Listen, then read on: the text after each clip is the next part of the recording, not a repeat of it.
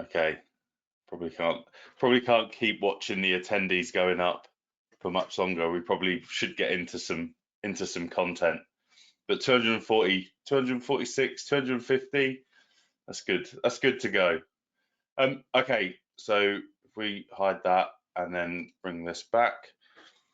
Okay, so what we're going to cover today is hopefully an introduction to Kubernetes, but more focused around Kubernetes, the building blocks around that, and some other terminology that you may or may not have come across, and put some context around that. And even more so, I imagine a lot of us on the call have come from a virtualization standpoint or a historic virtualization, physical data center arena. So I'm going to definitely be trying to use that terminology because that's exactly where I've come from, and try and correlate that to Kubernetes and what we mean by Kubernetes as we walk through that journey. So before we kick off, just to introduce myself. So I'm Michael Cade. I'm a senior technologist at Veeam, and just over the last couple of months, I've been moved over to Kasten to concentrate on their technical community, their technical content, and just general strategy around what we're doing in that place. And a lot of that evolves around the same role and responsibility that I had before, which is focused around feedback from everyone in the audience, customers, end users, partners, alliances, etc. Understanding what we're doing right, which we don't generally get told that too much. We normally get told what we're missing and what's wrong, but feedback is feedback, and that enables us to go back into product management and deliver that feedback, and hopefully we deliver on features and functionality. Now, that was my role within the wider Veeam product strategy. Now I've moved into the Kasten by Veeam product strategy group for now as well. In terms of contact wise, if we don't get to the questions, if we don't get a chance to answer those questions, I still want to hear the feedback. I also want to hear the feedback on the session. Appreciate that this is one of the first sessions that we've done around Kubernetes since the acquisition of Kasten back in October. So I want to know whether we're delivering the right message, the right content, the right level. I appreciate that some of you are going to be on one side and absolutely understand everything that I say today, but then there's going to be a lot of us that are very new to this world and at the very early stages, that 101 type level. So you can find me on Twitter, and my email address is there as well for any other queries. So in terms of what we're going to cover, there's 4 things that we want to get into. How have we got here? So how have we got here in terms of the different platforms that we have available to us? So we'll get cracking onto that. Then we're going to go into a little bit more kind of just under the water, not too deep, but just on top of the water, but still under it a little bit. We're going to start talking about the building blocks of what makes up, or the terminology that makes up Kubernetes as a platform, and also why Kubernetes. And then we're going to get into that data management piece. Let's run through a bit of the Kasten K10 overview. So why do we need to protect workloads in Kubernetes? What are we protecting? How are we protecting? And then a peek into the future around, well, what's going to happen from a roadmap perspective? Where do we go next from an integration point and a little bit further out? And hopefully that will answer some of your questions, leave you wanting to potentially explore more, but that's where we're going to go for this session. So let's get into how we got here. So I think the first thing to mention, and a lot of you may have seen this DevOps culture evolving maybe to the left and behind in your rear view mirror, if you like, as you're just trying to keep your own lights on, keeping your own servers, keeping your own infrastructure in one piece. And you're hearing all of the coolness, the hot topics around Kubernetes, DevOps, cloud native, all of that cool stuff, but you're just concentrating on what you have to do on your day-to-day. And that's a fair point. I mean, I think the majority of us on the call, I imagine, will have that same feeling. So you're not alone. That's a guarantee. I would also say that it's been a huge push from a development point of view versus that platform side that you see over on that right-hand side. However, that's now changing. What we see from a developer's point of view is they're probably 70% focused on their application, the development standpoint, and 30% they're starting to look into the operations side. Where does my application live? What does it do? How can we improve this? Where does it need to sit to be more performant? But there was a time where a developer, and probably still a lot of developers, would still think that the storage layer stopped at the database. Now, we all know as platform operators, infrastructure admins, virtual admins, like all of that good stuff, we know that there's a whole heap of stuff underneath that. And that's where platform ops comes in. And this is where the relevance to a lot of us and a lot of the platform choices that will be coming in the future will come down to us to make that decision.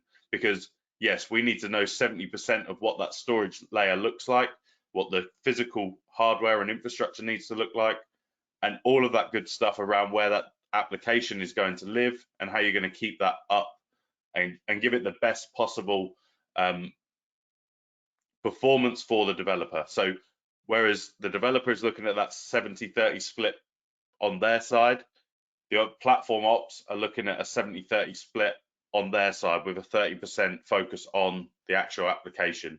But what this is, the big benefit that this gives is that gone are the days of developers throwing code or throwing applications over the fence to your platform, to you guys, the infrastructure admins who need to keep that up and running. And now we're meeting a little bit in the middle. There's a vested interest for both, because otherwise the developers are going to take their credit cards, platform are going to take theirs, but ultimately the developers are going to go and spin off what they need and understand more of that 30% and start taking that requirement. And I'm not saying that the platform ops as we know it today is going away. In fact, far from it.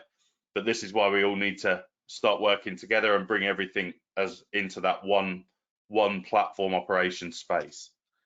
So that's really where I'm coming from this call. Apology, like we're not going to be talking DevOps or developer language per se. We're not going to be talking about things like CI/CD pipelines and how we integrate into that. That's not what we're going to get into. There is an element of that, and maybe that's where we lead up to in a series of webinars like this, if this is useful. But ultimately, what we're focusing on is this shift left from an operation point of view, and this, what do we need to understand from that? So again, going back to that, how do we get here? And I don't want this to be like a history lesson. I'm sure all of us know this. We all probably deal with physical systems on a daily basis. So this is just really a reminder, and there is a point at the end of this section that I want to get to, and it hopefully all tells the story. So first of all, we know that there's physical systems out there. This isn't a legacy thing. Physical systems are still very much part of the data center, where we take our physical hardware, our server, we put on an operating system, Linux, Windows, Solaris, etc. And then we have our application, but we could have many different applications. And those applications may have varying different services or hardware requirements that mean they are stuck in that physical system. All of this we know, and the enhancement or advancement in systems was then around virtualization. Now, I imagine a larger majority on the call definitely have some level of virtualization within their environment. And this is the start of that abstraction layer. Now, we know virtualization from a VMware perspective. We know it from a Hyper-V, from Nutanix HV, etc. Obviously, there's other hypervisors out there, but this is about abstracting the underpinning hardware and exposing that out to individual virtual machines so that we can run many different virtual machines on one particular host. Now, we could, and this will become more relevant later when we start talking about nodes, is that we could take one single physical box, install ESXi as an example hypervisor, and we could run 10, 20, 30, 40 VMs on that one machine. Alone, that could absolutely happen, but when it comes to HA, when it comes to fault tolerance, when it comes to DRS, that doesn't really work. And I imagine there's not many people in the audience that are running single node ESXi hosts with workloads on. You're generally going to have more than one in a cluster that allows you to move that data, and you're going to have something like a virtual center that orchestrates that. And that's again part of leading into the story of terminology that you're gonna hear later on as well. So then more recently, that abstraction layer has been divided a little bit further in when we talk about cloud providers. AWS is the hyperscale, AWS, Google, Microsoft Azure, DigitalOcean, etc., and as well as all of the MSPs. Obviously, Veeam has a strong play from an MSP point of view as well, and many of those MSPs in public cloud, you can go and you can consume IaaS, so cloud VMs, or you could consume PaaS, so start spinning up your SQL databases in Azure or in AWS, RDS, another option for that. And that's just another abstraction layer removed, or more to the point, another management layer removed, and you just pay for someone else to look after that. You now don't need to look after the bare metal hardware. I mean, you can in certain instances, and this is all going towards the level of choice that you have within your environment and where your workload needs to be running. So as well as this, you've also got SaaS, so being able to take away the complete operational aspects of the underpinning operating system, the application, and just consuming the software as a service. Office 365 is a prime example of how we've moved from a physical system that would have run our potential Exchange server back many years. And again, I'm sure many of you on the call are still running Exchange on premises, maybe even still on a physical system, and that's okay. If that works for your business, then who are we to say that why would you change that? But what I'm getting at here is that there's a lot of choice for you to have to deal with when it comes to platform, and all of these are what I'm showing is all of these platforms are very much still available and readily usable for certain workloads. Then we introduce containers, which is another abstraction layer, but this time we're moving up into the operating system to abstract away certain elements of the operating system, which then enables us to run very tiny containers on a container runtime, such as Docker, such as CRIO, Containerd, etc. And now these are very tiny, these are below gigs normally, and these allow us to spin up, spin down those workloads. Again, a very simple construct. I'm not going to get into the weeds about these, but it enables us to run many workloads on a single host, whether that be a hypervisor. We've seen from a VMware Tanzu point of view, that gives us the ability to leverage our virtualization technology to deliver containers as alongside virtual machines, or it's potentially in the cloud where you're leveraging EC2 instances to run your containers within that as well, or just container as a service. When we go back to that service provider model, is that some people are just offering out the ability to run containers. And standalone containers have an absolute use case. Now, containers are not protected by all accounts the same as what they are in Kubernetes, and that's something that we'll get to later. But containers doesn't automatically mean there is a requirement for Kubernetes. Containers gives us the ability to consolidate what that looks like, what the footprint looks like within the node, and allows us to deliver a service out to our customers. Think about a web server, for example. That might be that we just need to run several containers to deal with our demand for our website, and we don't need to necessarily put any orchestration engine around that because it's a website. There is no peaks and troughs in terms of users joining. It's a pretty static site, and all we need to do is make sure that we can update it freely, fastly as possible. So that's kind of containers. So we're adding another platform into this arrangement of different platforms that we have available to us. Now, we've got timeline on here, and I think I'm probably making it quite clear is that timeline indicates that something was and is no longer, or it's very much not as current or is not as used. That's not the case here. Like we all know someone that runs a physical system in our data center. We might not run as many as we did 20 years ago, but we still run physical systems in our environments. Whether you're a small, medium enterprise business, whether you're a cloud provider, you do have, I expect you will have physical hardware, as in one server with an operating system installed with several applications that either couldn't be virtualized or because of specific hardware couldn't be virtualized or couldn't be sent to the cloud because of that. Then obviously virtual machines, VMware, Microsoft Hyper-V, Nutanix HV, etc., and others. I imagine the large majority of us would put a bigger or a larger percentage on that second point as to where our infrastructure lies today. And then probably a chasing few will be talking about virtual machines, things like EC2 instances, Azure VMs, leveraging your service provider to store virtual machines and taking away that requirement of managing that underlying infrastructure. And then probably a lesser handful of people are into containerization, are leveraging that hardware potentially side by side, potentially other parts of your business are already consuming this, and this is a chance for you to get a handle on that from a platform operations point of view or just an operations point of view. But we've got all of these choices, and the key thing is that none of these have gone away. That's the key takeaway here, is that, and that's not what we're saying at Veeam.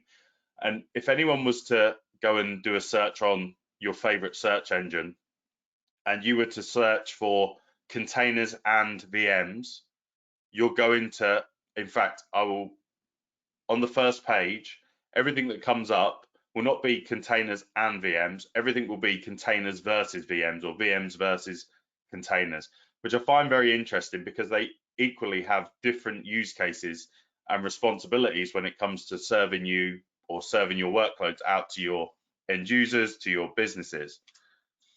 So there's an overwhelming choice is kind of where we're going with this, is that where is best to store our workloads, where is best to store our data, and whereas it was, do we run it in physical, do we run it in virtual, do we run it in cloud now as a thing, do we run it in containers? Now, they're not all exclusive. You don't have to have something in all.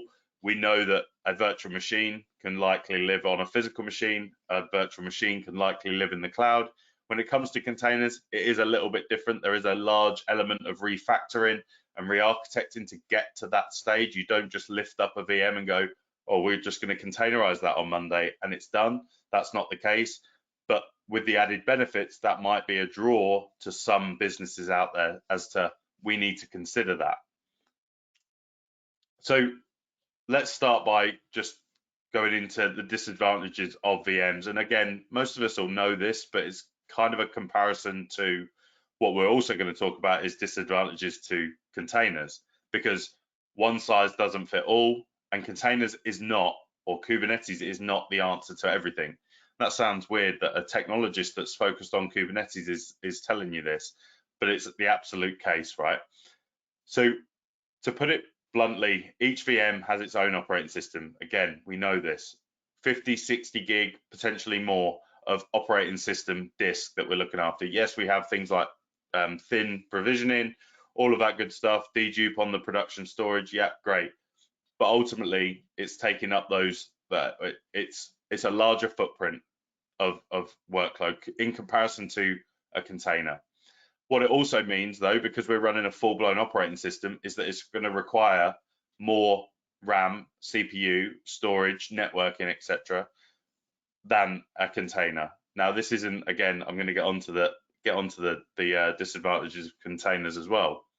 But when it comes to software development, these are virtual machines make it much slower to be able to get those updates in. The updates that you get from the off-the-shelf software vendors are generally not fast. They're potentially every 3 months, maybe 6 months, more likely 12 months, even more likely, because that development cycle is even longer to deliver that. And I'm a massive evangelist for Veeam and their portability and our portability message about being able to directly restore machines from virtual machines into the public cloud and bring them back again using other tool sets, and being able to be very portable with our Veeam universal licensing and moving that workload wherever you need that to be.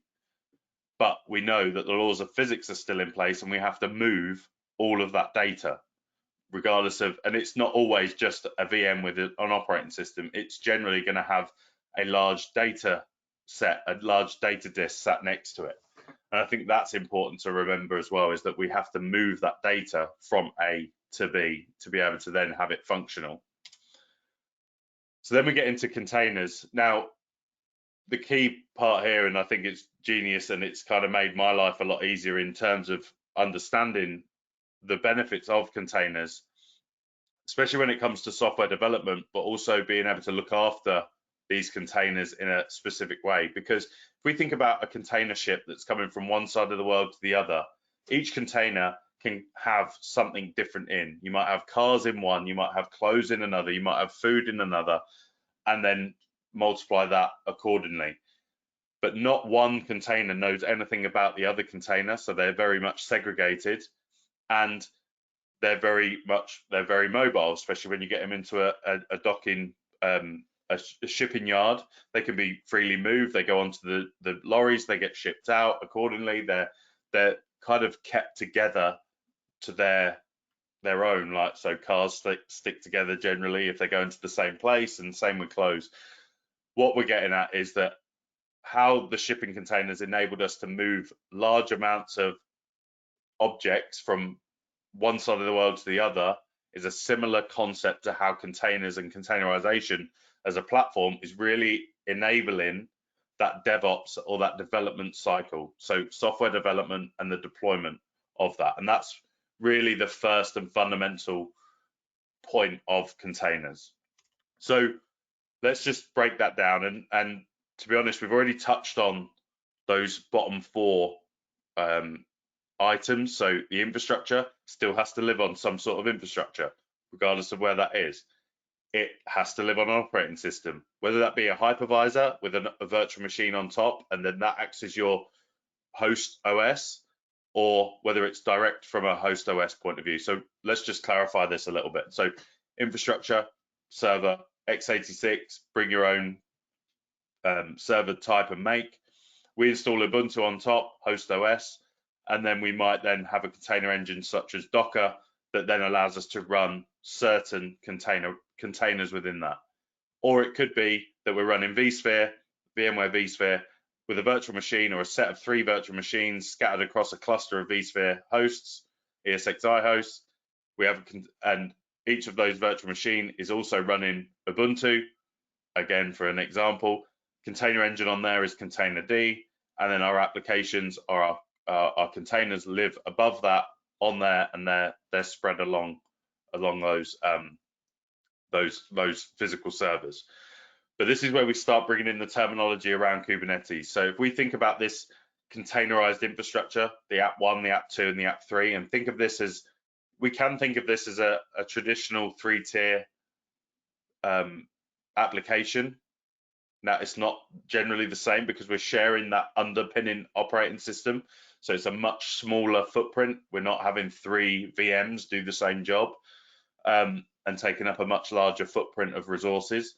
But let's say app 1 is our web server, let's say app 2 is our database, and let's say app 3 is our messaging queue, or something that's logging or tracking whatever's going on within there. Now, those containers can live independently and they'll work, and they can still talk to each other over a container network. But if we wanted to then start having a layer of orchestration across that, this is where you start to see the terms like deployment. And deployments, and we'll touch on deployments later, but is a Kubernetes term to grouping these container constructs together. And then if we go back and just look at that infrastructure, the underpinning hardware that we're going to be running on, whether it's a virtual machine or whether it's a host operating system, we don't really care, but let's think of those as nodes, and let's just remember those for later on. But obviously I mentioned that there are disadvantages, and the answer isn't always containerization. So there are disadvantages to that. And as you can see here, and I wonder how many people actually squeeze this into their presentations. It's KubeCon next week, so the equivalent to, let's say, VMworld or Microsoft Ignite for Kubernetes engineers, developers, etc. I wonder how many times that picture gets used. But there are some disadvantages to containers, and I've kind of touched on some, but some of them are also containers on a host must be designed to run on the same kind of operating system. I mentioned Ubuntu earlier, so all of our container images need to be designed to run on a similar or same kind of operating system. Containers that are based on a different operating system, well, they'll require a different node. Now, one of the fundamental things that I said at the start was Well, this allows us to consolidate even further than we did from a virtual machine point of view, in a way. But if you've got multiple different requirements for different operating systems that are going to mean that you need more and more nodes, then maybe VMs are going to be the better fit for that. But then also from a security standpoint, because that Ubuntu machine, that base OS is shared, any security vulnerabilities is a threat to everything within that container set.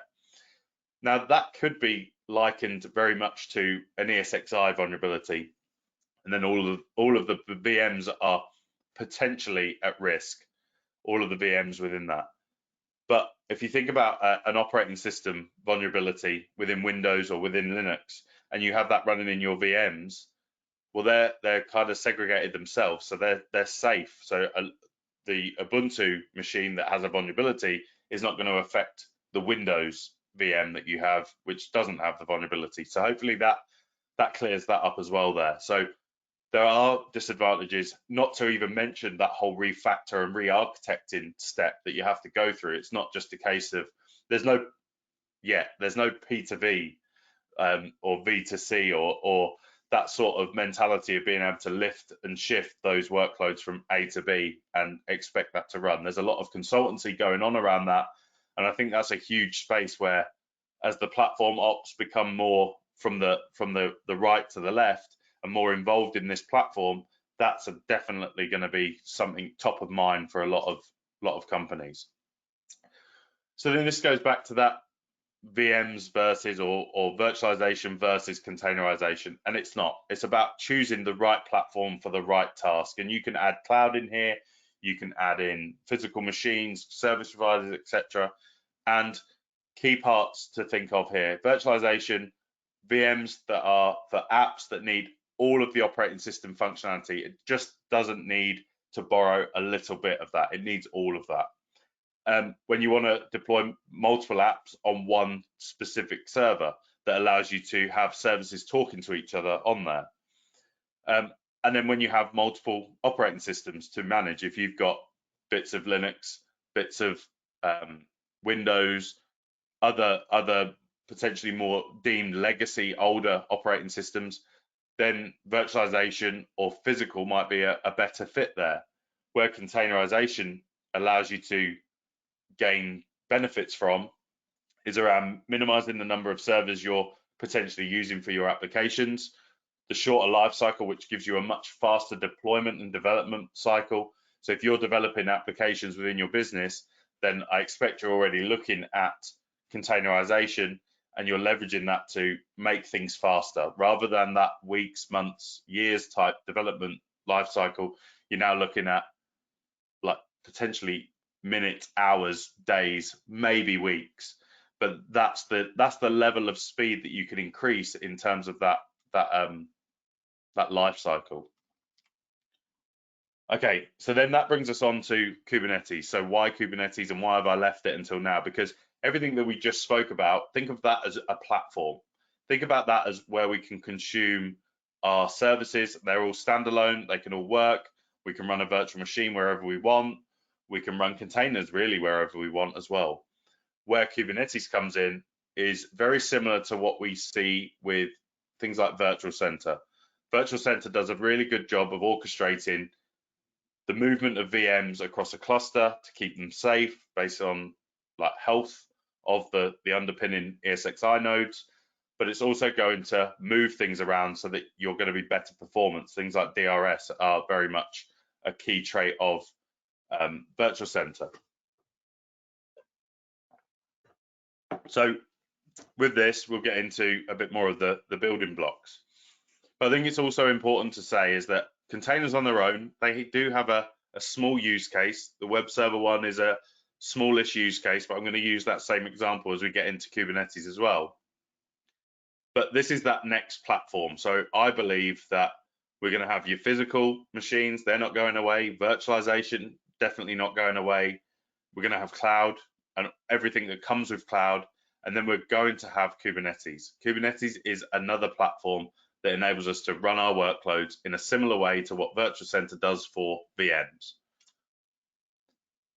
However, Kubernetes is not alone Kubernetes is a container orchestrator that really manages the deployment, the placement, and the life cycle of those containers. So yes, containers can run on their own, but Kubernetes keep them in a little bit more of a controlled manner, as a scheduled manner, and it's going to give you some more benefits from that. But as I say, Kubernetes is not alone. There's other container orchestrations out there. You may have heard of Docker Swarm. You may have heard of Apache Mesos or Nomad from HashiCorp, all of which are container orchestration engines. Now, Kubernetes by a long shot is winning the race here, and that's why Veeam have obviously made that acquisition into this space with Kasten K10, or Kasten from a company point of view, Kasten K10 as a product. But what Kubernetes does is allow us to manage a cluster of those nodes, those host operating systems, federate those into one target, one pool of compute, one pool of storage potentially, but mostly compute, CPU, memory. And it's then going to schedule the management and distribute containers across all of those nodes. And hopefully, if you're a vSphere admin, or even if you use like SCVMM or like all of those VMware orchestrators or centralized management, this should sound pretty similar to what you're used to. And this is what I mean by this area. It may seem very daunting because of all of the DevOps and the developer language that is used, CI/CD, pipelines, etc. It doesn't need to be that you don't need to know all of that. You need to know the 30% of that application, because when that gets thrown over, you need to be able to look after it, and you need to be able to look after the platform that application lives on. It also knows from a service discovery point of view where the containers are, and it will distribute the forward-facing client requests into where that is. Again, very similar to what vCenter does, and allows you to get the right networking into the right pod or the right service. Replication enables us to distribute those workloads and have them in a state that we want them in. So if you want the right number of nodes and the right number of containers, they need to be there for the requested amount of workload. And then also it's going to keep an eye on everything to say you're healthy from a container point of view, but also from a node point of view. Things like not being able to pull down the correct container image would throw up an error in a Kubernetes world.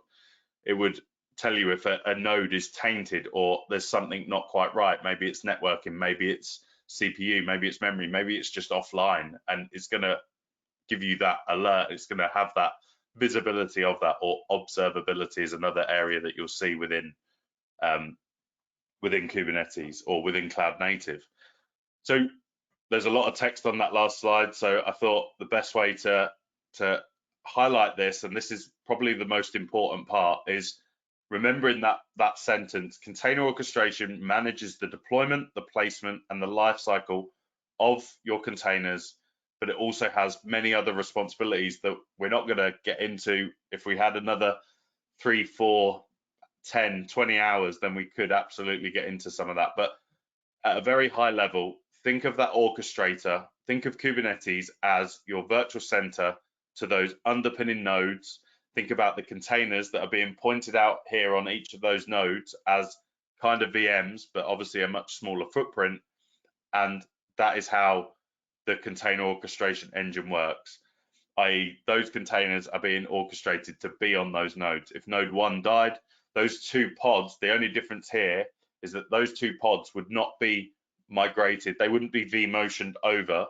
They would be got rid of, and 2 new pods or 2 new containers pods would be redeployed. And that's the methodology that is used within Kubernetes. Hopefully that's clear. So now we're going to go a little bit deeper into the water with our snorkel on, and we're going to start looking at the building blocks of the nodes. Now, again, those first 4 things: infrastructure, hypervisor, virtual machine, container, they all look the same, right? We've seen them already. We've seen them as we've developed from physical to virtual to cloud to containers. So they're the same. So the only 2 that we need to worry about is kubelet and kubeproxy.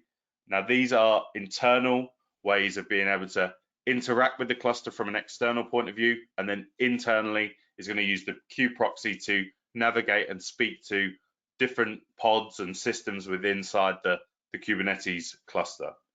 Again, hopefully clear, but very high level. Then we get into, well, what does a Kubernetes cluster actually look like? So we have the concept of a worker node. This is where our containers run.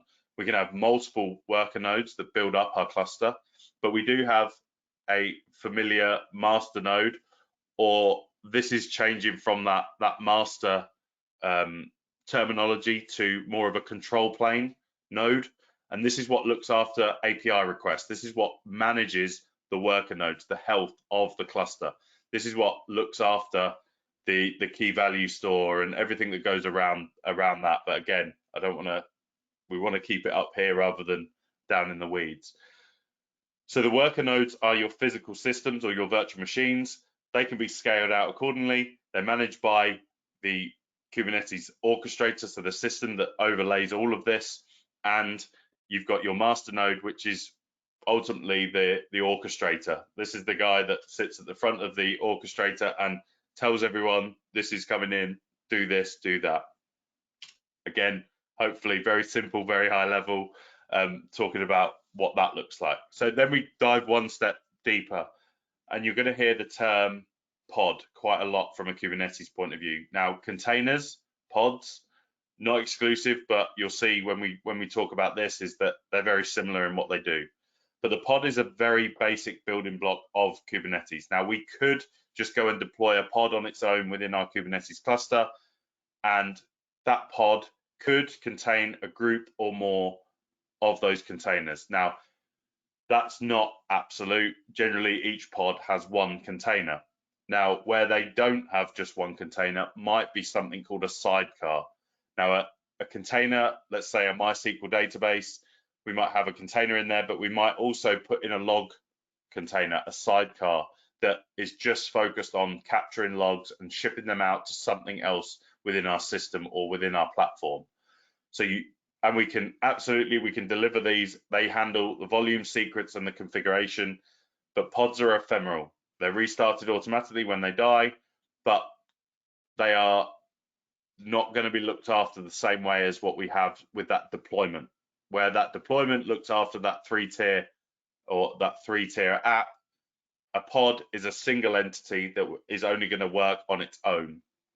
If you delete the pod, then they are going to be restarted on that.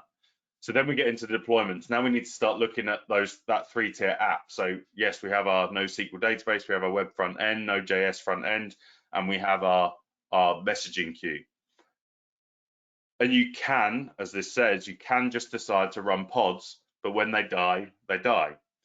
A deployment enables that pod to run continuously.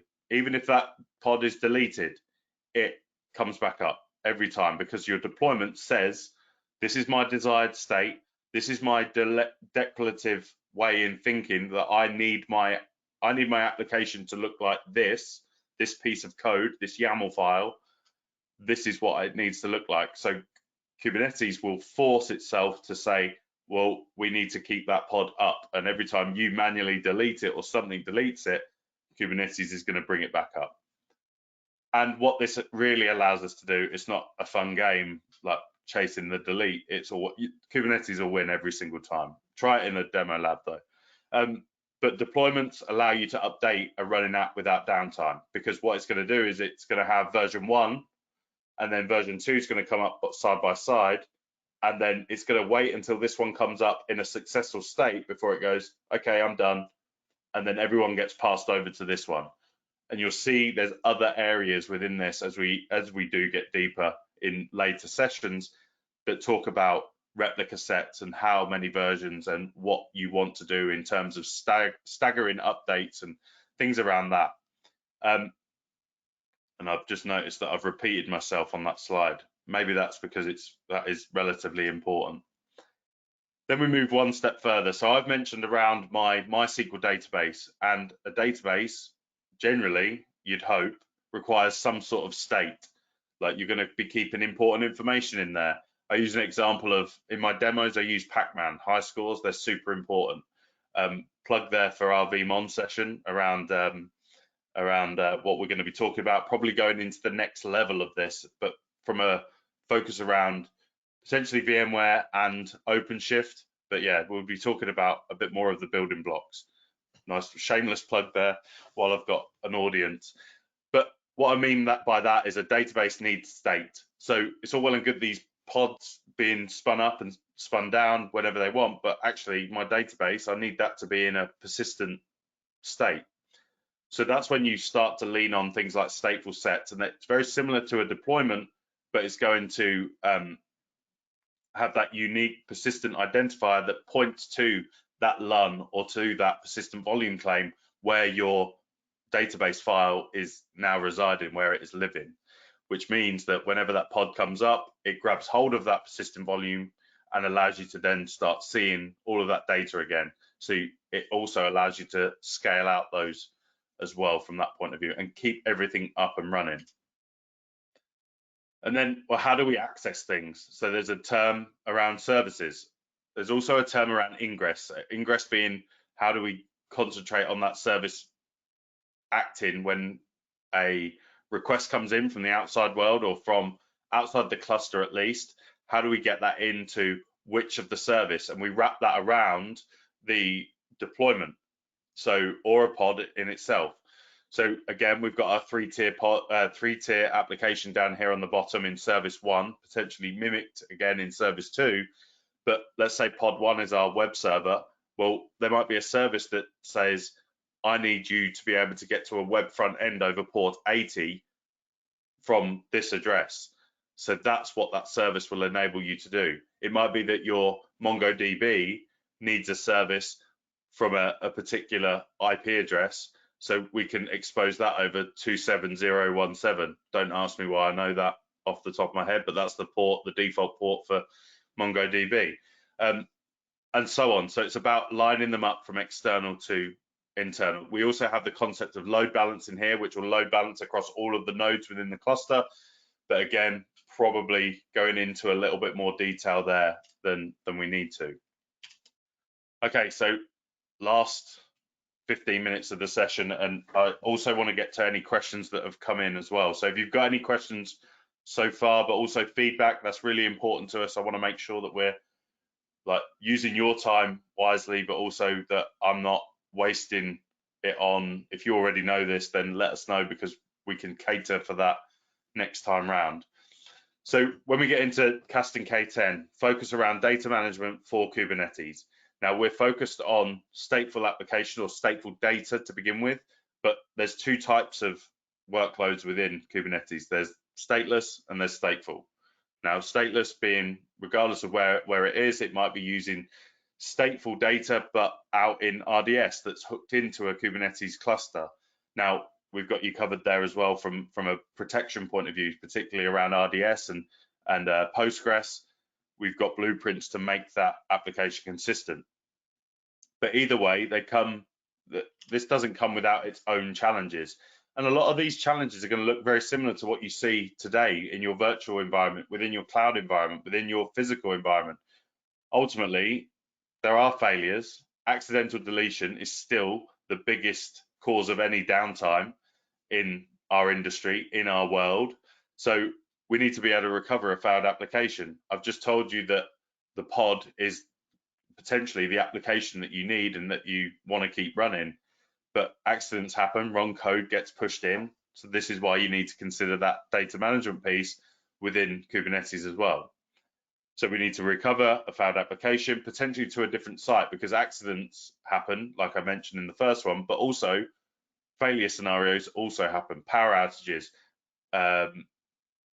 natural disasters, all of that bad stuff, I nearly said good stuff, bad stuff happen, which invokes the reason why we need to move data from A to B. That comes down to portability, about being able to move data from one site to another. But now we've got all of these different platforms, so where do we go? Well, the cool thing about Kubernetes is that, well, Kubernetes, if it's running on premises on your systems, in your virtual machines, if it's running in Amazon EKS or GKE or Microsoft Azure or one of your service providers, well, it's the same fundamental Kubernetes underneath. It uses the same API, it uses the same fundamental distribution. So we can move and transform those workloads to get them up and running in that different location. But again, they're the same challenges that we see day in, day out from a virtual point of view. I won't go through all of those. So some of the use cases broken down a little bit further. Protecting persistent storage is probably number one on the list in terms of protecting databases, messaging queues, batch processing, etc. But also think about stateless, complex environments. If you've got a namespace and it's got 300 different applications within that, and yeah, okay, you've probably got that all in code, and that's great. But what happens when it comes to accidental deletion and an admin or a developer deletes 26 of the 300? How do you understand very fast, in a fast way, which ones have gone? Wouldn't it just be easier to just restore everything and only restore the ones that we don't need from a backup? I mean, they're stateless, so we're only looking after the stateless data. It's not going to be massive in terms of size. Protecting individual stateless workloads, stateful workloads, sorry. So again, database focused. If you're running a single application that is running a database, being able to protect that. Stateless configurations, things like load balancing, the services, public IPs, DNS, all things that, okay, you might not need them because you've got them in code, but let's have them in one location and have them part of a wider disaster recovery or data management strategy to be able to recover those configuration parts, but also the stateful workloads with that.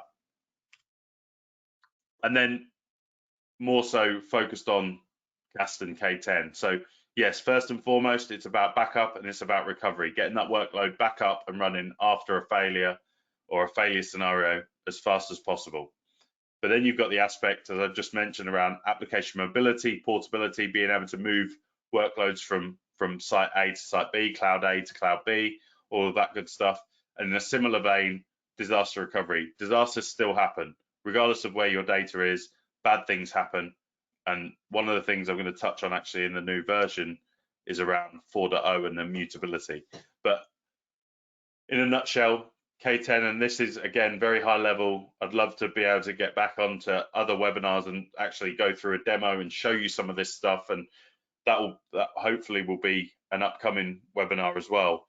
But the way in which this is done is about discovering those applications, those namespaces, creating policies against those, a very simple, easy to use UI, and making sure that it's end-to-end secure. Not only that's easy to say, but by leveraging the same RBAC functionality within the Kubernetes environment, and also being able to leverage native Kubernetes APIs, that naturally gives us the ability to be more secure than anything that is sitting outside of the cluster and having to ask for permission to come in and start using and taking stuff. Kasten K10 lives within the same namespace or leverages the same APIs. Now, I had to go digging. Like I say, I've been at Veeam for 6 years, so I had to go digging for the oldest possible slide that I had, because that might all sound a bit familiar in that Kasten K10 is purpose-built for Kubernetes clusters, an agentless way of being able to protect your Kubernetes clusters. Those that remember this slide, you're as old as me and you've been around Veeam for a long time. But that's exactly what Veeam did around protecting vSphere, protecting Hyper-V. And ultimately, there's people on this call will have used Veeam to get you out of problem scenarios and got you back up and running. And you're still here to tell the tale from that point of view. And I think that's an important thing, an ethos that both companies have and very much merge in terms of the vision and strategy that we have between the two products and two companies. So the K10 architecture, so it lives within the same Kubernetes cluster. Now we do have multi-cluster support. Again, I'm not going to get into the weeds and the depth of that. It leverages the Kubernetes native APIs, but as well as plugging into some of the infrastructure APIs. So there's no proprietary storage layer. It leverages block and object file providers to be able to send off backups into S3, into object storage, etc. But then what we also have is this application framework, being able to make sure that those stateful workloads have an application consistent an application consistency to them when we're taking those backups. And this is using something called a product called Canister, an open source tool that we incorporate. It's from us as well. We created that, but it's there, it's out there for the community. We're just developing on top of that to get that consistency. I've already mentioned this as well. We're focused on the namespace, or we're focused on the application namespace. So there's X amount of pods, and you might have a namespace called MySQL. You might have one called Web Front End or Sock Shop, for example, and that will protect everything within that using the policy that you've defined against that. Lots of choice, lots of agnostic approach here. So from a data service point of view, we've listed all of the many of the database functions that you have. Obviously, there's more out there. Different distributions. Kubernetes can run anywhere, both on-prem and in the public cloud. The container orchestration of choice that we support is Kubernetes, as well as the underpinning storage infrastructure, being able to look after that as well. I'll just quickly run through these. So just yesterday, we announced, released 4.0, maybe the day before. It's been a long day. But the key focus there was around ransomware protection. And this was about making sure that our exports, our backups that go off to S3, either AWS S3 or S3 compatible, are in an immutable state. And you might say, well, that surely containers aren't vulnerable. Well, no, they are the same. Those same challenges exist in a container workload as much as they do within your virtual machines. In fact, just at the beginning of the year, there was an attack called Hildegard that focused on attacking and exploiting Kubernetes clusters and then using it to mine cryptocurrency. So there's very much a threat there. So that's why we're adding that into our 4.0 release. And then finally, before we get to some what next, is peeking into the future. So at the moment, K10 lives on its own, protecting Kubernetes clusters far and wide.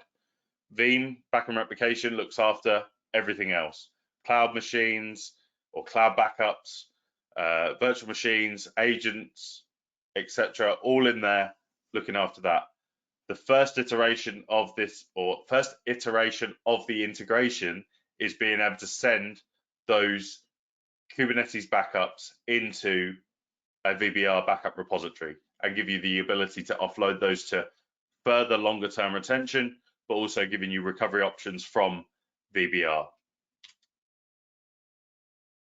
So key takeaway is that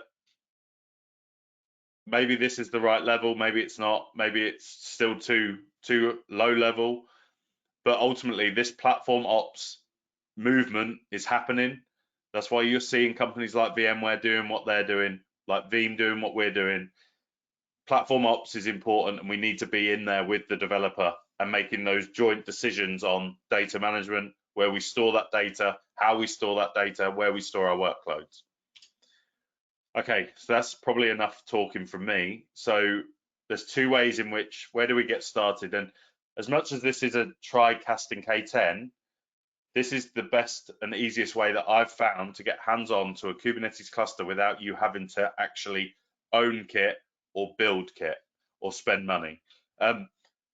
If you click on that QR code, and hopefully that works. I had a problem earlier that maybe, yeah, okay, so we're good, I think.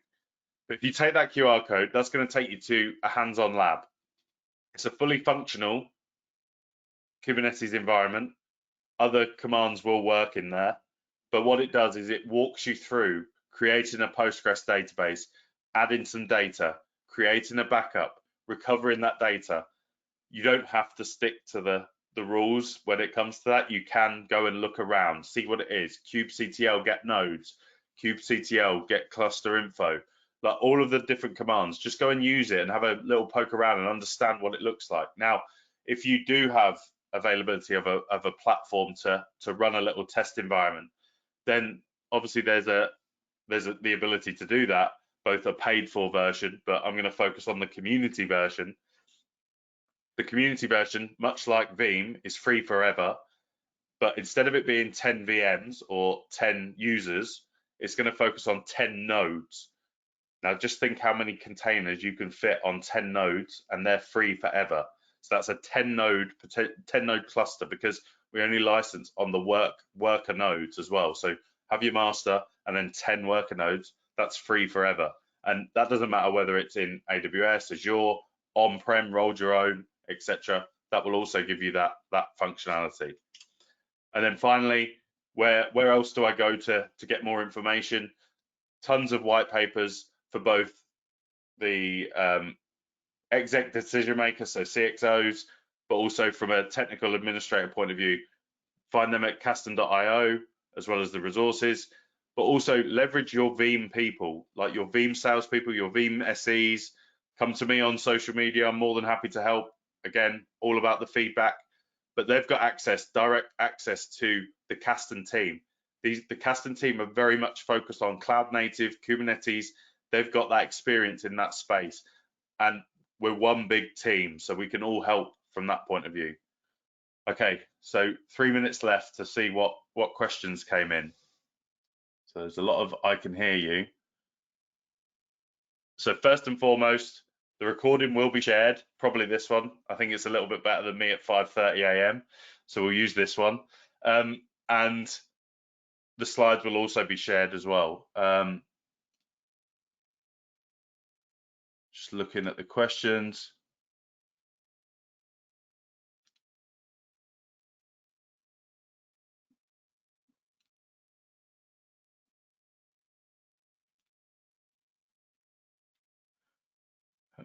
In fact, good point. Let's put that back. That's what we want. We want people to be able to see that QR. Victor has a question. I have one OpenShift built and running into 6 VMs. How can I use Veeam to do the backup of this VMs? Will we lose the cluster? Will we lose the sync of the OpenShift cluster?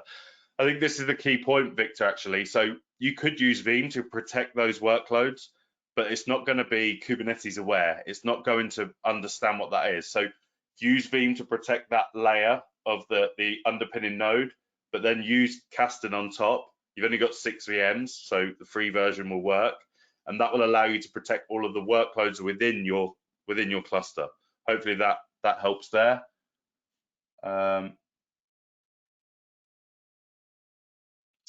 Good point. Mike mentioned around, can you elaborate why Microsoft SQL wasn't listed as a data service? Completely the slide. There's many other different data services as well. SQL is one of them, can absolutely work with SQL. Other Aurora DB within AWS, Kafka.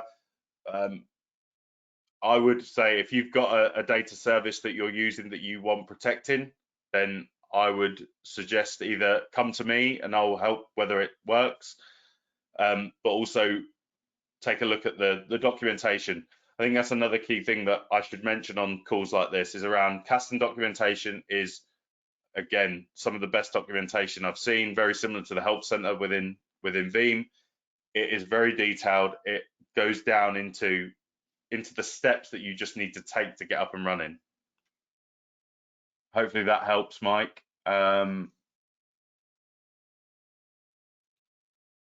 Yeah, so the hands-on lab is only available for a limited time. I don't suggest you running any production workloads within there, but it's going to give you access to your Kubernetes cluster.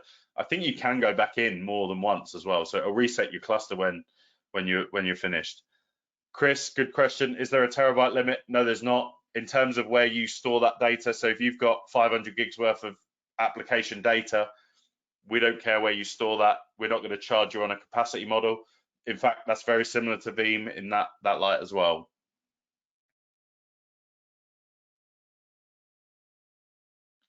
Awesome. I think we're good. We're 1 minute over. Thank you very much for attending. Sorry, there's one more question. How long will the hands-on lab be available for? For as long as I can allow it to be available. It's an ongoing thing. We want people to be more comfortable in this world, right? So don't expect, it's not going anywhere anytime soon. That's the only vouch that I can give. But yeah, hopefully that was useful. Feedback always welcome. LinkedIn, Twitter, email, just whether we got it right. That's the key part to this, and hopefully we'll see you all soon and be able to discuss more around Kubernetes and data management challenges in there. And with that, thanks very much, everyone. Bye.